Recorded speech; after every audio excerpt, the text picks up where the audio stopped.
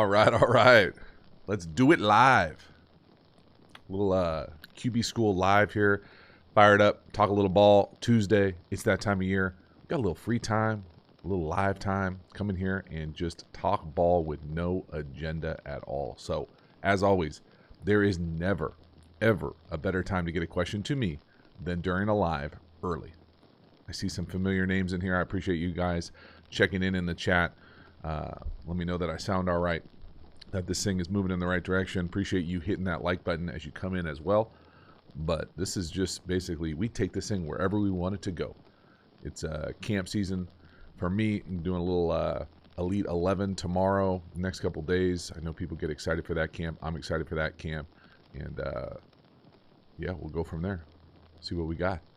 I know it's one of those times where 7-on-7 tournaments are going on for high school players, off-season workouts for everybody. You know, you're working out with your team.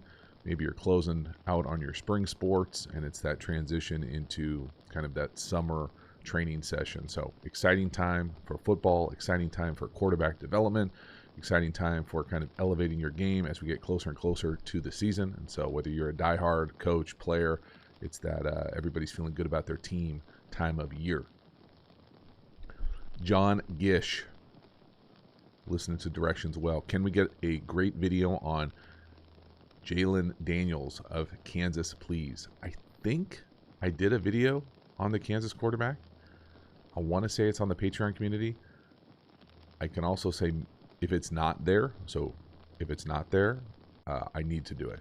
I think I tried to find film of him last year, and the game that I got somehow was like a game that he didn't play or something. So I had to go through this kind of like special search that everyone knows if you're into college football 22. Not the easiest thing in the world to get all the time, but I want to say that I did it. If I don't have one, I absolutely need to get one quickly. So stay on me, John, about that if I don't have it. All right, hey JT, I know you're an O guy. But do you think defenses have moved from being based in 3-4 or 4-3 so much since they're in nickel and dime so often, or is base still important? Yeah, I think the term base is probably not as accurate as it once was.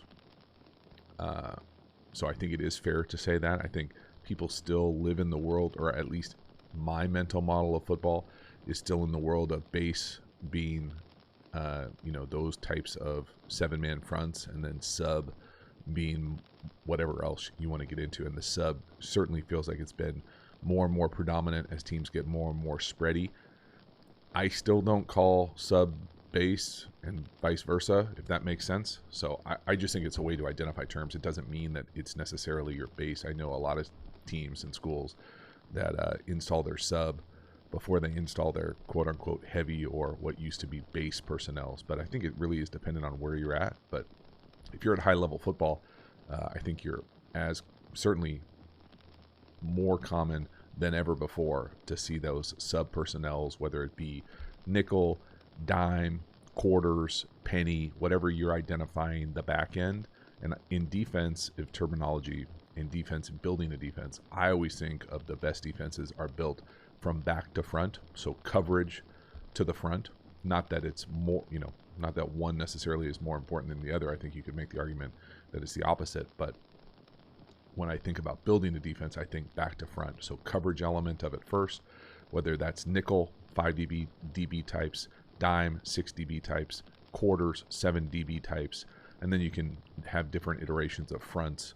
I personally think the easiest way to identify fronts, and it doesn't matter what the personnel is, base, sub, whatever, is even, odd, bare, and that just refers to the core of the offensive line, how many people are covering those core, the guards and the center. So lots of different ways to do it. I don't think there's one way to do it. I certainly think sub is more predominant than ever before. King Kai talks. So I graduated high school early as a junior. Okay. Have a little spring ball film, but never had a senior year. For someone that's out of practice, what would you recommend me do if I want to play JUCO ball? Well, the first thing I would do is immerse yourself in whatever I personally prefer to call it community college ball, but wherever you're at for that 2-year football experience, I would get over there. I'd introduce myself to the coaches. I'd get into their off-season program. I'd be building relationships with those players and coaches and do whatever it takes. You know, if you're playing quarterback, I would probably look for some additional training in the area. Hopefully there's some sort of quarterback training, coaching, practicing, development. Hopefully the team is practicing on their own so you can grab guys to throw with. You can learn the system. But there's no secret sauce as far as, you know, just because you haven't played, you know, you don't get a shot or anything like that. If you can play, they're going to play you. You know, that's the reality of most coaches, whether, you know, even if it's at the daddy ball level. You know, I don't think of community college football as the daddy ball level. So if you're good enough, you're going to play. And it's just about, you know, building those relationships as quickly as you can. I always think of the 2-year football, you know, higher ed experience as it's even more amplified to build those things quickly because of the turnover, how fast those things turn over, because it is not a true quote-unquote 4-year experience. And even the 4-year experience nowadays with the portal and all those things is kind of morphed in and of itself. So get in there, build relationships, learn the system, get better, put your head down, see what happens after a few months. Jackson Helm, is there any reason to believe Kyle Trask would supplant Baker Mayfield at any point this year? Sure. You seen Baker Mayfield play? Put this thing on backwards so my autofocus, I don't have to keep messing around with it.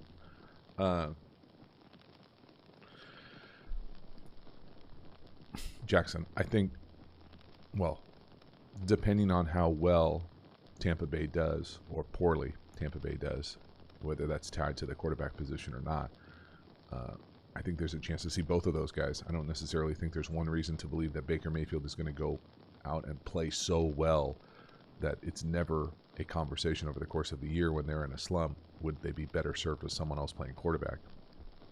I don't think there's a track record for him yet being able to separate himself from the pack or from any quarterback room where that wouldn't be the case or hasn't been the case up until this point. So, yeah, I think there's a chance to do that. Now, the more interesting question might be why isn't Trask getting more of an opportunity? And that probably has something to do with a lot of stuff that we can't see because we don't see the practices, we don't see the everyday work, where there probably is some separation between Baker Mayfield and Trask. Boom. Shane Paul. Bro, you're reading my mind. How hard is teaching open-closed reads in college football nowadays? Well, first of all, I don't teach open-closed reads in college football nowadays, so I don't really know. I would assume you're alluding to the point that there's, you know, a little bit more variation of looks. When I think of like college football nowadays, I think of, you know, a little bit more 3 safety stuff. I personally think a lot of that 3 safety stuff still has the infrastructure and bones of open closed at some point. You know, that might not be the case at every single program, but for the most part, I think you can still bucket them like that. So for me, it's not that much different. I think obviously depending on what system you're at, it can make a big difference. The other thing to think about when it comes to open and closed, man zone, lumping them like that is some programs it really doesn't matter. Meaning that if you're playing quarterback and your reads are pure progressions, every single one, it's 1, 2, 3, 1, 2, 3, and it doesn't matter what the coverage is. Yeah, it's nice to be able to ID it, and I think that there's value in being able to ID open, closed, man zone, pre-snap to allow you to play a little bit faster, maybe quote-unquote process faster. But is it mandatory to your performance? No. It doesn't mean a damn thing. You're going 1, is he open? No.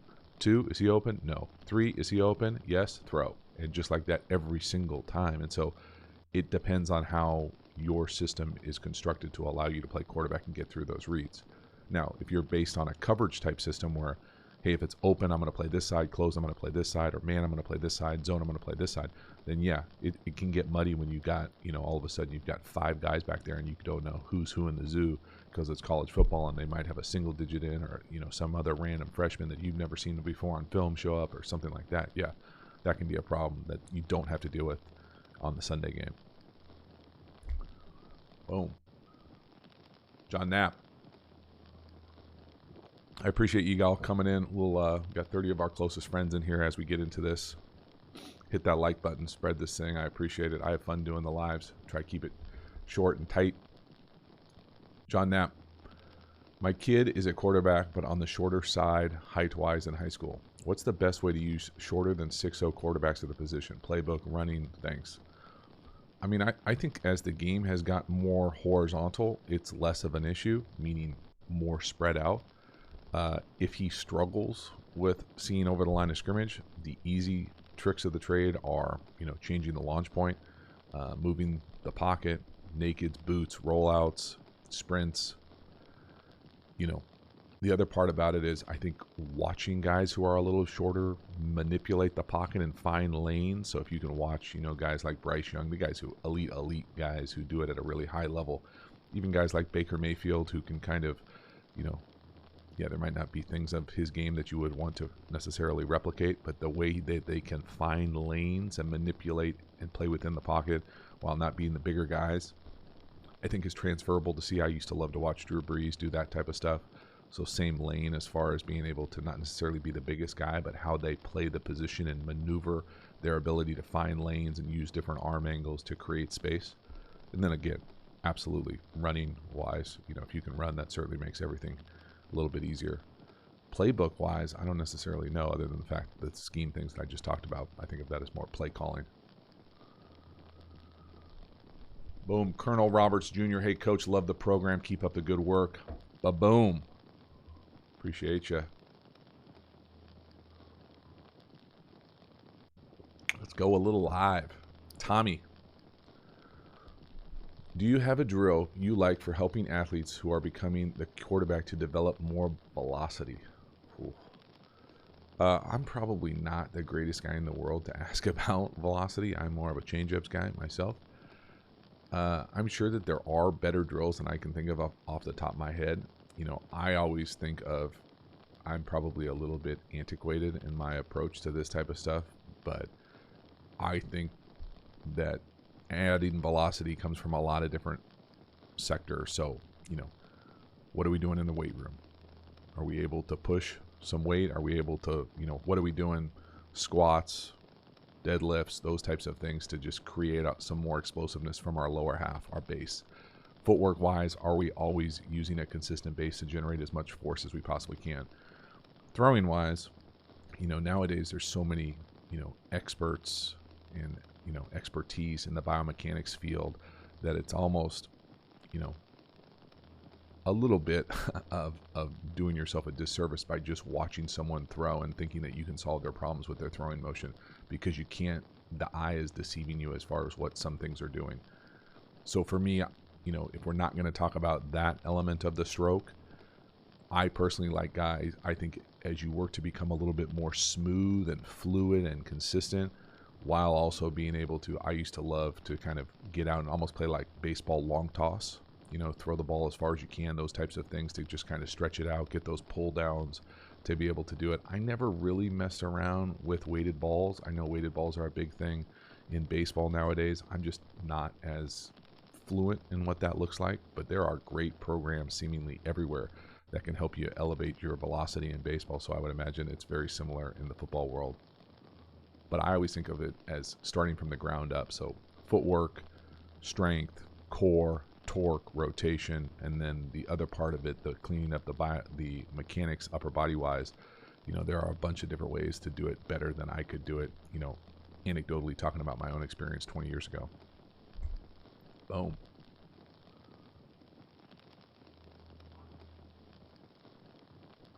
Oh, baby. Sand Wolf Quarterback Academy, LLC. That's a mouthful, dude. I like it. Can a team run RPO all game? Yes, I've done it before at the high school level. And be dominant with it if it's all they ran throughout the season? Yes. Will RPO completely take over the college and professional game in the near future?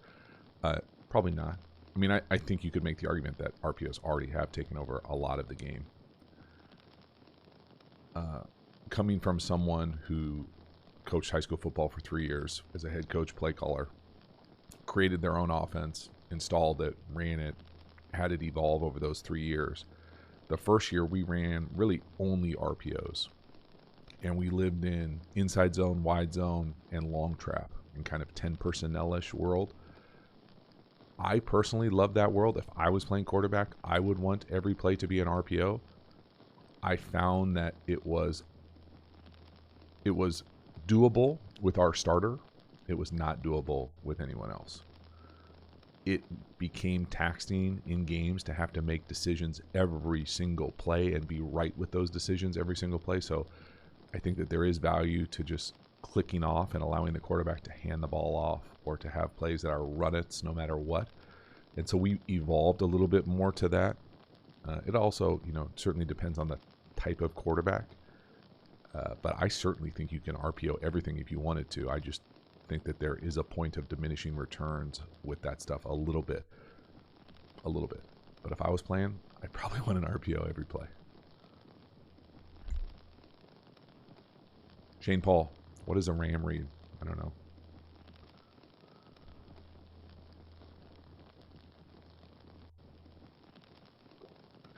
Oh man, I'm going to butcher your name. Authentic. I have no thoughts on Daniel Jones taking the leap this year with additional weapons added.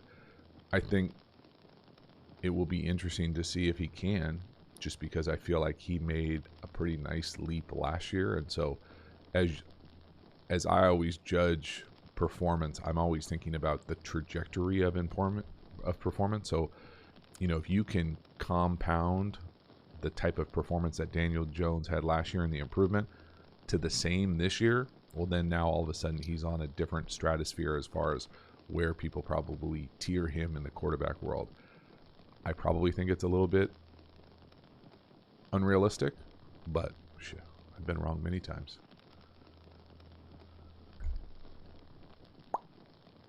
J-Pap, your thoughts on Denver hiring Davis Webb as their quarterback coach? Did you ever get a chance to watch him play? I think I have watched him play. I don't know if this is surprising or not to everyone, but a lot of these cats blur together for me. I know Davis Webb, the name. Off the top of my head, he's the dude who played recently, right? So he goes from like playing to quarterback coach, which I think is a little weird, but I think it's a little weird that if it was me doing that, someone else might really want to do that. I think that there's some value, at least for me and the guys that I most am familiar with that played at a high level. I think that there's almost like a healthy period between your playing to whatever's next that I know served me, I think serves a lot of people, to just kind of take that deep breath and be able to put that not behind you, but just the peace that comes from knowing that your playing career, quote unquote, is done, and whatever's next is whatever's next. I think when you go from one to the next, kind of like guys who go from playing to broadcast or playing to radio, when you don't have that gap, I think eventually you're going to have to deal with it. So maybe it's in 5 years when you get fired from radio, or 10 years when you get fired from TV. But at some point, you're going to have to deal with what it's like to not be the guy playing anymore, to not be a quote-unquote pro athlete. And so making sense of that, for me, I felt like was really healthy. And I appreciated the time to kind of catch my breath. Even though it's coming, there's still nothing that can prepare you for that. And so that would be the one thing I would be fascinated with. But if he can just go from playing to coaching, good on you.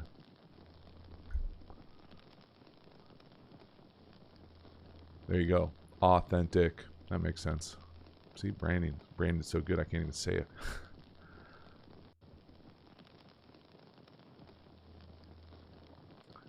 Sean Paul. The Ram is the read away from Mike linebacker drop. Some teams like it in their quick game. Yeah. Okay. That makes sense.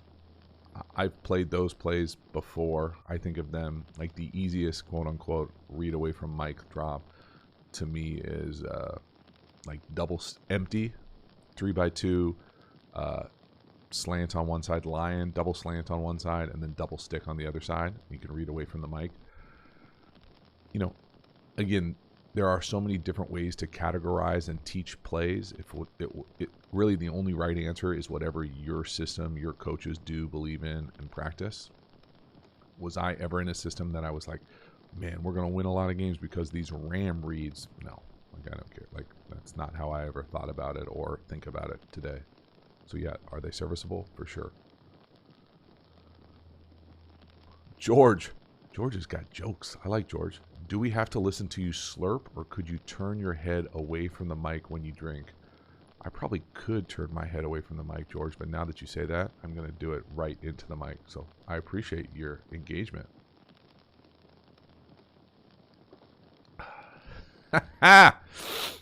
My guy. I'm sure those comments work well in your life, George.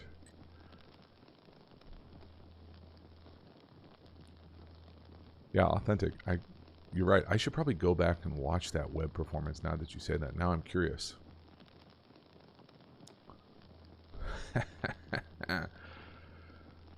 Terra Dome. Appreciate you checking in. Obviously appreciate the support as well with the membership. You know, just figured I'd jump on, do a little Tuesday light.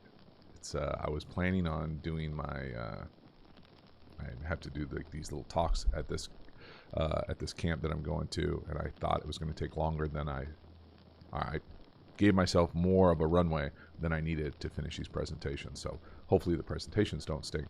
But because I had extra time, we get to do a little live together. Boom. Terradome. Professor, what of the new hot take notion Brock Purdy can be stopped by cover one robber?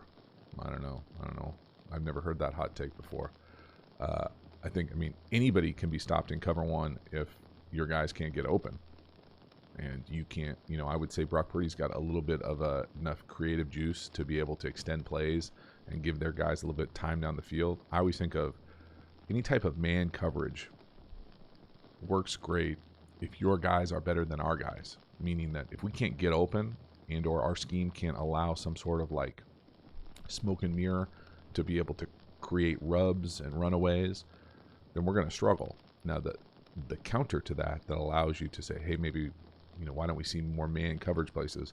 Well, because if the quarterback can run and create, there's nobody on the quarterback. You can say, hey, we're going to spy the quarterback, but if the spy is not as athletic as the quarterback, and as these quarterbacks continue to get more and more athletic, well, then how are we going to get the quarterback down? We got to keep the quarterback in the pocket. Good luck with that. All these guys now are kind of master play extenders, super creative, those types of improvisation that can really backbreak a defense. So, it's a little bit harder to play a whole game of a lot of man coverage when you're playing against high-level quarterbacks.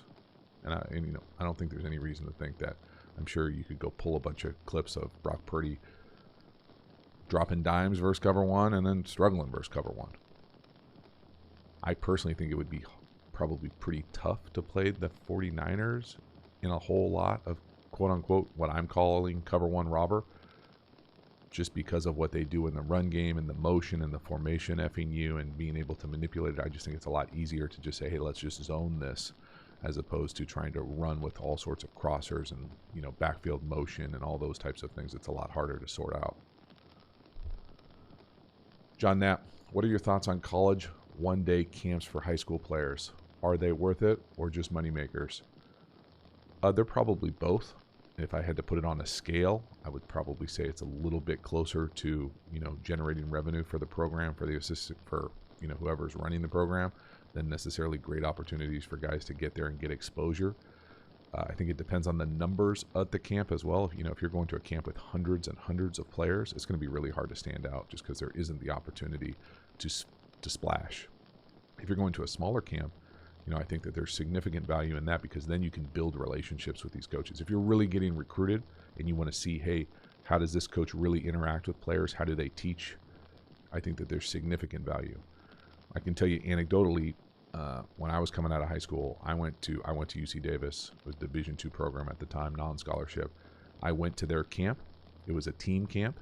There was only one other team. There was one team there, and then there was a bunch of like individual players. What did they call our team? Like the Renegade team or something. And so I got a significant amount of time with the head coach, offensive coordinator, play caller to build a relationship, and got to see how they taught, interacted, what their vibe was. And so that was great for me. That was also 25 years ago. I think the scene has changed.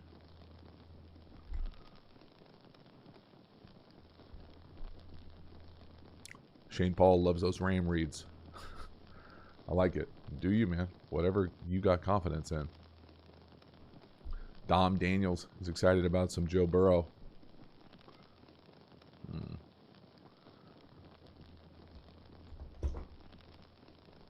talking over everything. Christian, that's a good idea.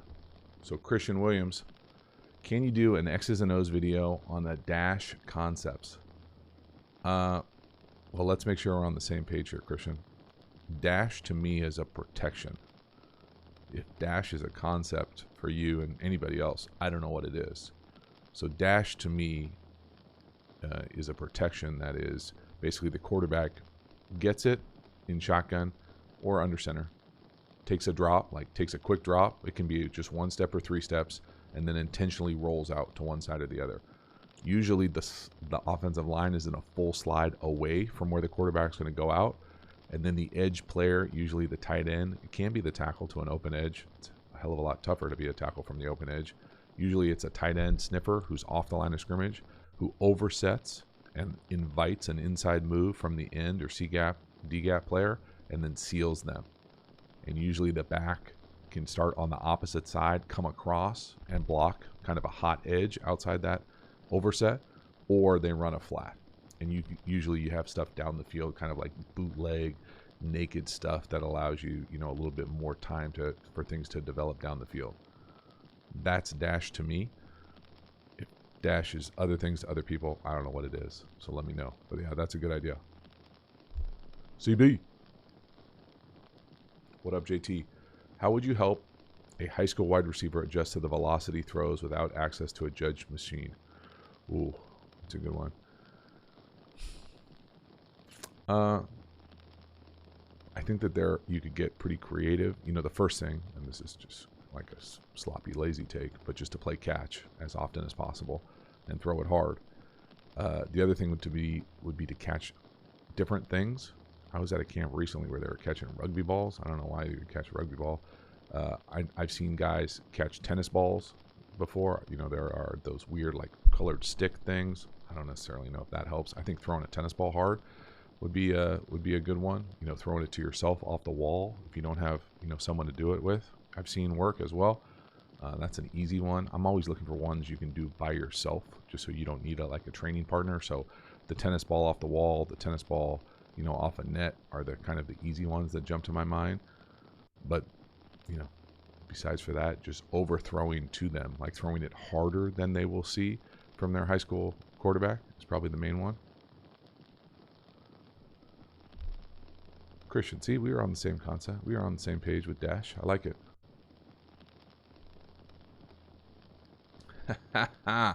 Joshua has never been to an OTA. Joshua's not a veteran. No. Why are so many players so against OTAs? Isn't it an opportunity to get better?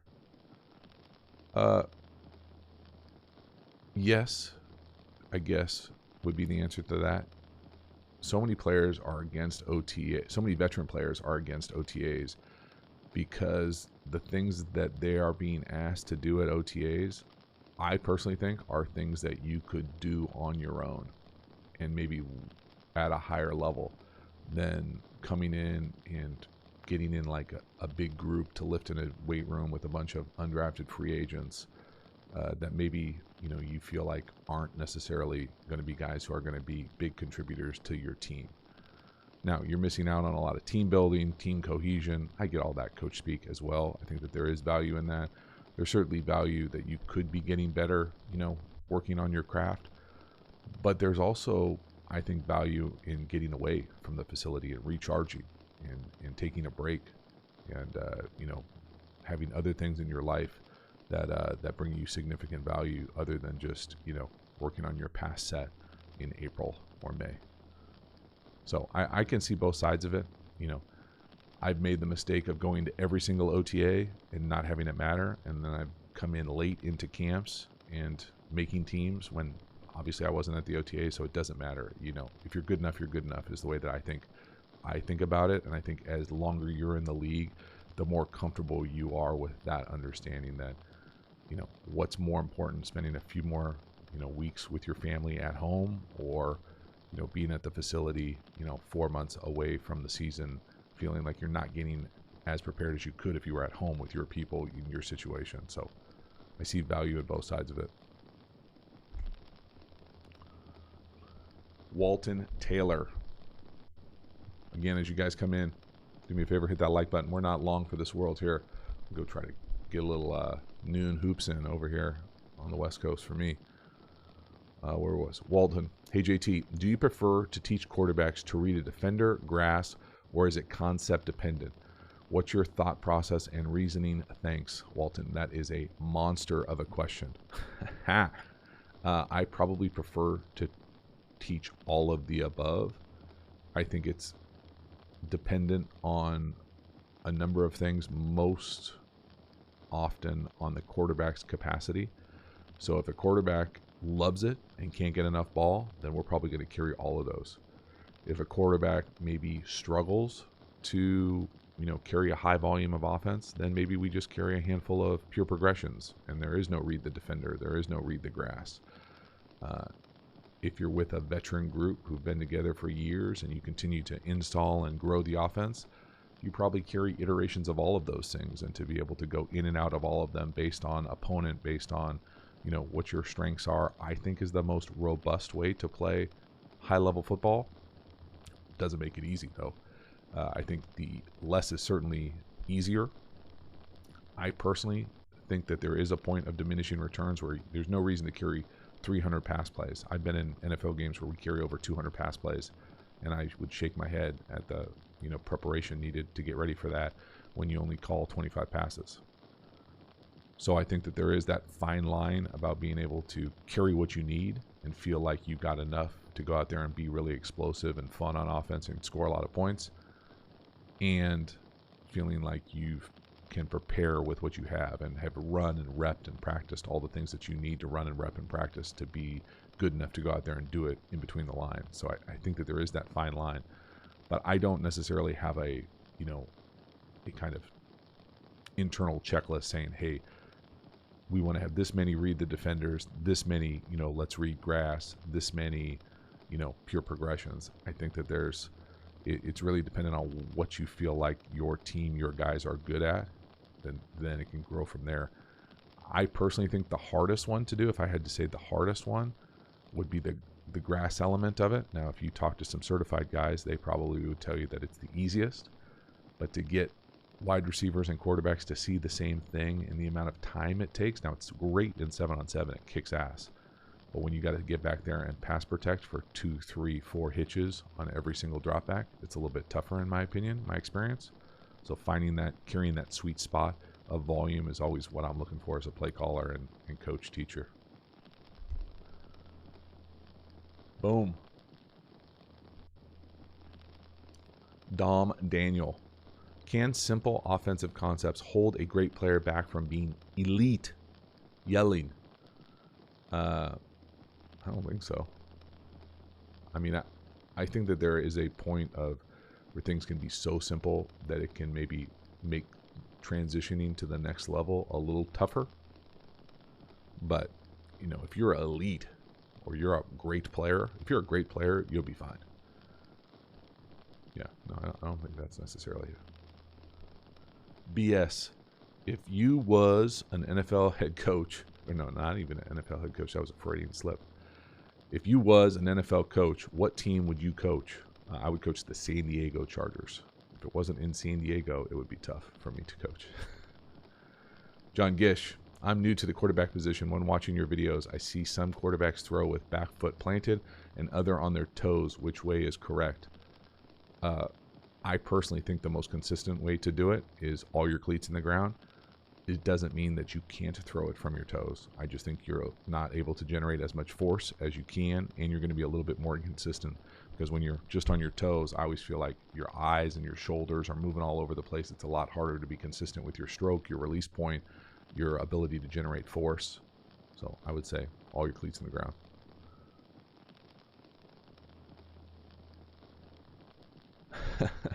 Joshua, how do we know if a quarterback coach is the real deal or not?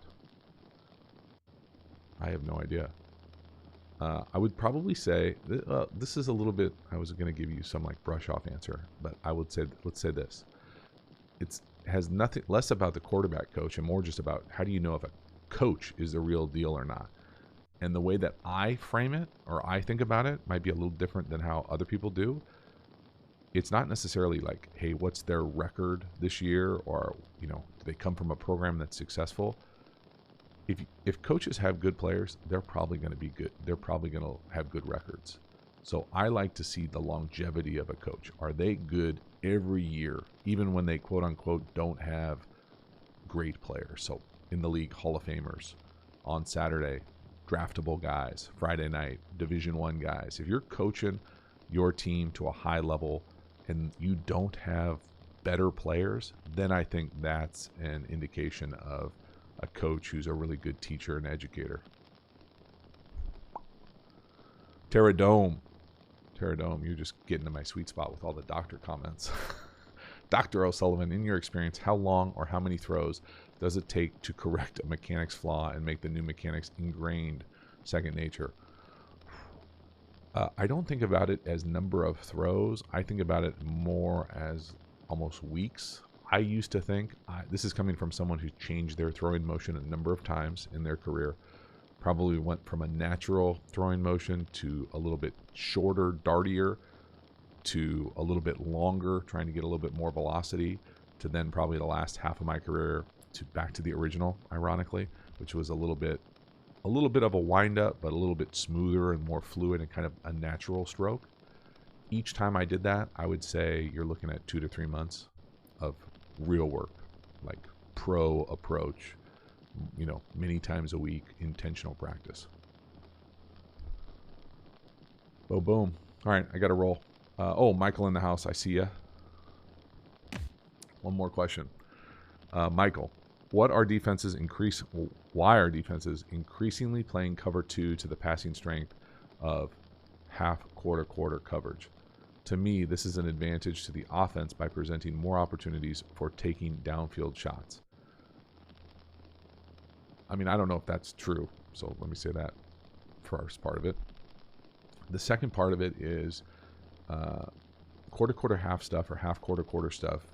To me, I think it's played best when those calls are based on the splits of the receivers and the personnel of the receivers. So I'm used to defenses I've coached and been a part of programs. That quarter half call is just like, it's a split coverage call. And then dependent on the split of the receiver or the eligibles or the formation or the flank, however you want to think of it, the coverage is based off the split or the personnel. And so if it's a tighter split, I prefer a half field rolled up corner. If it's a wider split, I prefer the safety to be the force player in the run. So I want a more quarter-ish vibe. So that to me is kind of the base understanding of it. If it's kind of open and too exposed, you can do it based on tendencies. There's a bunch of different ways to do it. I don't necessarily think of it as, hey, to the strength, or you're going to see a lot of cloud. If that's the case, I think you're right. You would get a lot more kind of vertical hole shots, vertical attack the middle of the field. I would always get nervous versus teams that were super fluid in their whatever their quarter half side is, to just be able to say, confirm, hey, is that corner not coming down? Is he getting depth at all? Because I don't want to get my guy blown up in the flat or in the quick out game with a rolled up flat player. Especially, I always thought it was magnified in like any sort of two trap or like any sort of pressure with a rolled up corner to that side, where you're used to throwing hot flats or wide flats or some sort of quick flat to get the ball out of your hands and not get hit. Well, now you're running him into a rolled up cloud corner. So, that's been my experience with it. If you have other reasons, let me know. All right, y'all. That's it. That was fun. Thanks so much for hanging out. We'll maybe do it again later in the week. Next couple of days, I'll be off at Elite 11. So hopefully that is a fun experience. If you're a part of that, excited to see you. And I'll see you on the other side.